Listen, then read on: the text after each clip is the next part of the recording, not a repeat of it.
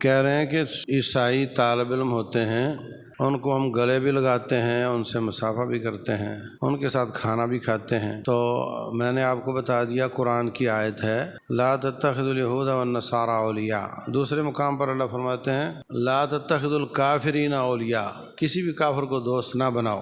تو اگر تو آپ کا ارادہ ہے کہ اس کو قریب کروں گا، دعوت دوں گا اسلام کی، اچھا اخلاق پیش کرو، اس کو جیب سے کھلاؤ بھی اور اس کو دعوت بھی دو، تو یہ جو قربت ہے یہ کسی مقصد کے لیے ہوگی۔ اور اگر آپ کا نہ اپنا حال اچھا ہے دین کے حساب سے اور نہ آپ اس کو دعوت دینا چاہتے ہیں اور صرف مان کے اور صرف دوستیاں، اس سے تو پھر منع کی چیز سے کیا۔ پھر قرآن جو کہتا ہے کہ یہود و نصارہ کو دوست نہ بناؤ، تو پھر آخر کس چیز سے منع کیا ہے؟ تو بلا وجہ کی دوستی تعلق نہیں بلکہ نفرت قائم رہنی چاہیے۔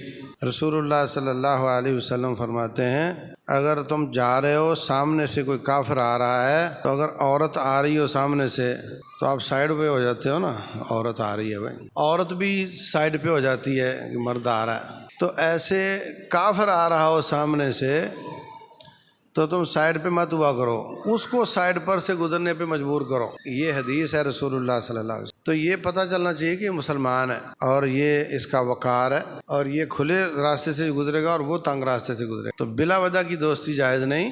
اگر کوئی مقصد ہے دعوت کا تو دوستی تو پھر بھی جائز نہیں، قربت جائز ہے، قریب کرو، دعوت دو، کھلاؤ پلاؤ، بیمار ہے تو دوائی لا دو، مقصد دعوت ہونا چاہیے۔